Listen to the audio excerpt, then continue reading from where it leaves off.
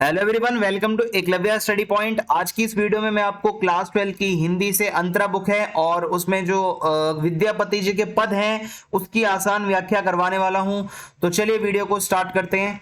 और अगर आपकी कोई क्वेरी हो तो आप मुझे इंस्टाग्राम पे मैसेज कर सकते हैं। मेरा यूजर नेम आप सभी के सामने लिखा हुआ है। और अगर आपको पीडीएफ नोट्स चाहिए तो आप हमारे टेलीग्राम ग्रुप को ज्वाइन कर लें। क्लास 12 ईएसपी न्यू ग्रुप हमारा टेलीग्राम चैनल है, आप इसको ज्वाइन करें। यहाँ पे आपको पीडीएफ नोट्स प्रोवाइड करवा दिए जाते हैं। और हमारी वेबसाइट www.eklavyastudypoint.com को विजिट करें, वहां पे भी आपको नोट्स प्रोवाइड करवा दिए जाते हैं।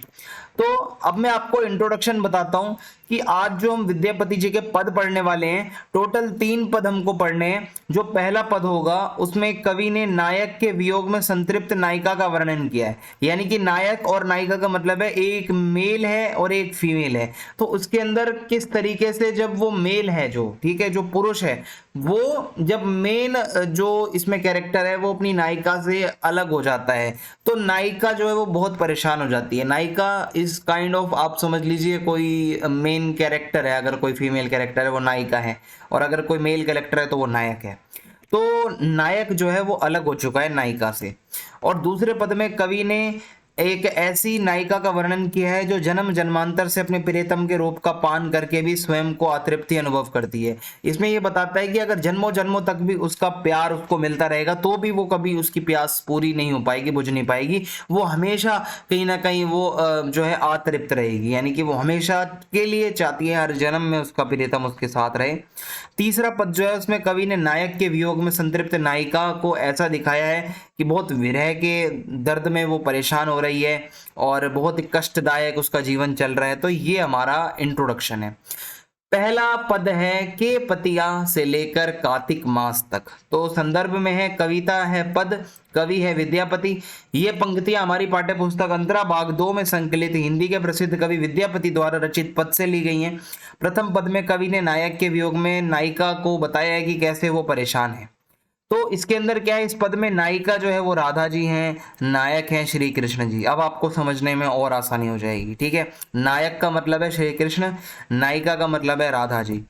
तो कवि बताना चाहते हैं कि वर्षा की ऋतु आ जाती है और नायिका को अपने नायक की याद सताने लगती है, यानी कि राधा जी को श्री कृष्ण की याद आती है और वे अपने नायक को अपना संदेशा भेजना चाहती हैं। तो ऐसे में क्या होता है कि नायिका यानी कि राधा अपनी सखी से पूछती है कि मेरा पत्र लेकर मेरे नायक के पास कौन जाएगा, यानी कि जो मैं पत्र लिखूंगी वो लेकर मेरे श्री कृष्ण तक कौन जाएगा। तो क्या ऐसा कोई है जो मेरे इस पत्र को मेरे प्रियतम कृष्ण के पास इस सावन के महीने में, विरह वेदना का असहनीय दुख मेरा यह शरीर अब नहीं झेल पा रहे। वो कहते हैं कोई है ऐसा जो मेरा पत्र ले जाए मेरे प्रियतम के पास, क्योंकि इस सावन के महीने में जो अलग होने का दर्द है वो मेरा शरीर अब नहीं झेल पा रहा है और इस बड़े भवन में मैं अपने प्रियतम के बिना नहीं रह पाऊंगी। यानी कि ये जो बड़ा महल है ये बेकार है मेरे लिए अगर श्री कृष्ण मेरे पास नहीं है। हे सखी, मेरे इस कठोर दुख को संसार में ऐसा कौन मनुष्य है जो समझ पाएगा, यानी कि मेरे इस दर्द को कौन समझ सकता है। मेरा ये जो दर्द है ये असहनीय है, दुनिया में इसे कोई नहीं समझ सकता। मेरा मन तो श्री कृष्ण अपने साथ ही लेकर चले गए, गोकुल छोड़ अब वो मथुरा जा बसे हैं और एक बार जाने के बाद वे लौटकर वापस नहीं आ रहे हैं। इससे उनकी बदनामी भी होने लगी है कि वो तो तुम्हें छोड़कर चले गए। तो अब कवि विद्यापति कहते हैं कि हे राधा, तुम अपने मन में सब धीरज और आशा रखो, एक उम्मीद रखो, विश्वास रखो। तुम्हारे प्रियतम श्री कृष्ण कार्तिक के महीने तक जरूर वापस आ जाएंगे तुम्हारे पास, ऐसा विद्यापति जी कहते हैं। फिर है, इस पद में नायिका की विरह वेदना का मार्मिक वर्णन किया गया है। इसका विशेष का पॉइंट आपको अब मैं बता रहा हूं। और विरह वेदना यानी कि अलग होने का दर्द। इस पद में मैथिली भाषा का सुंदर प्रयोग किया गया है।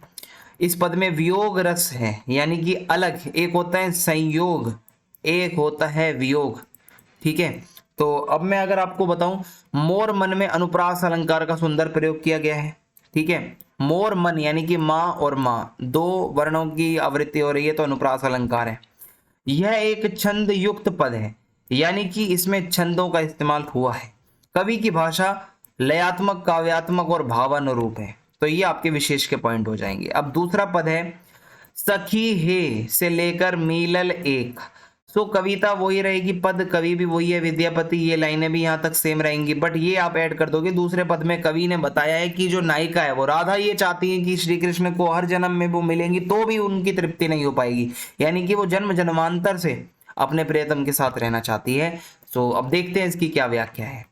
तो सखियां राधा से उसके अनुभवों के बारे में पूछने लगती हैं। तो राधा कहती है कि सखी, मुझसे उन सुंदर पलों का अनुभव क्या पूछती हो? मैं तो जितनी बार उन पलों के बारे में बताऊंगी उतनी बार वो मतलब उतनी बार वो पल जो है वो नए होते जाएंगे। वो कहती हैं कि जब राधा श्री कृष्ण से मिलती थी तो उन्हें कैसा लगता था, अनुभव बताओ। वो कहती है जब भी मैं उस पल को याद करती हूँ तो वो हमेशा तरोताजा हो जाता है वो पल। प्रेम को सिर्फ महसूस किया जा सकता है, कभी किसी को आप बता नहीं सकते। प्रेम आप अनुभव कर सकते हो, प्रेम को आप वर्णन कभी नहीं कर सकते।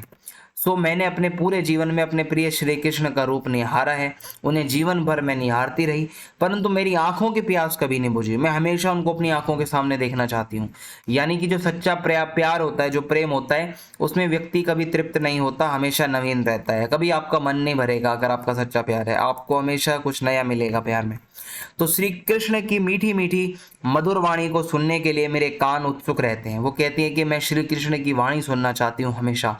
श्री कृष्ण के मुख से निकले मधुर बोल, जो मीठे मीठे बोल वो बोलते हैं, मैं अपने कानों से सुनती रहती हूँ, पर मेरे कानों को भी कभी तृप्ति नहीं मिलती। देखती हूँ तो आंखों को तृप्ति नहीं मिलती, सुनती हूँ तो कानों को तृप्ति नहीं मिलती। ये है।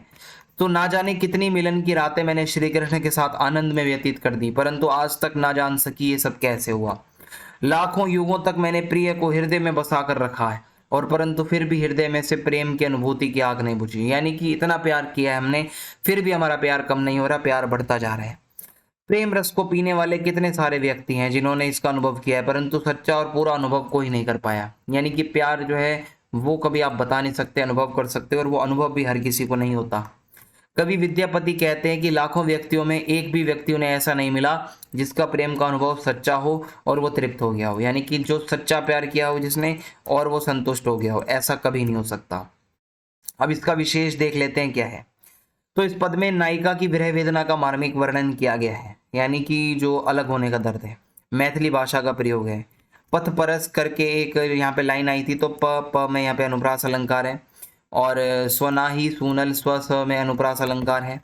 वियोग रस इसमें विद्यमान है, अलग होने की बातें हो रही है। छंद युक्त पद है, लयात्मक, काव्यात्मक और भावानुरूप भाषा है। अब यहाँ पे तीसरा पद है, आखिरी पद हमारा। कुसुमित कानन से लेकर लखीमा देई रमान। तो पद कविता, यानी कि कवि जो है विद्यापति, प्रसंग वही रहेगा। हमारी पाठ्य पुस्तक अंतरा भाग 2 में संकलित हिंदी के प्रसिद्ध कवि विद्यापति द्वारा रचित पद से ली गई पंक्तियां हैं। और तीसरा पद जो है वो बताया जा रहा है कि प्रकृति की आनंददायक, जो प्रकृति में जो सुख देने वाली चीजें हैं वो भी अब दुख दे रही हैं राधा जी को। जो अच्छी सुंदर चीजें हैं वो देखकर भी राधा जी को दुख होने लगा है। कैसे, आइए देखते हैं। राधा की सहेली श्री कृष्ण के सामने राधा की विरह अवस्था का वर्णन कर रही है। कमल के जैसी मुख वाली सुंदर राधा, वह जब खिले हुए फूलों को देखती है तो वह अपनी आंखें बंद कर लेती है, क्योंकि खिले हुए फूलों में भी प्यार झलकता है। और राधा जी जो है वो अब प्यार नहीं करना चाह रही हैं। वो बहुत दुखी हैं श्री कृष्ण से अलग होकर, उनको प्यारी चीजें भी बुरी लग रही हैं। कोयल की आवाज सुनकर, भंवरे की गूंज सुनकर राधा अपने कान ढक लेती हैं, क्योंकि वो बहुत मीठी और प्यारी आवाज होती है और उनको कहीं ना कहीं श्री कृष्ण की याद आती है। ये सब चीजें जो मिलन का प्रतीक है ना, वो सब देखकर अब राधा जी को दुख हो रहा है, क्योंकि मिलन तो उनका हो नहीं पा रहा है। तो हे श्री कृष्ण, तुम हमारी बात सुनो। यहाँ पे सखियां श्री कृष्ण को बता रही हैं कि तुम्हारे प्रेम में तुम्हें याद करके राधा की हालत खराब हो चुकी है।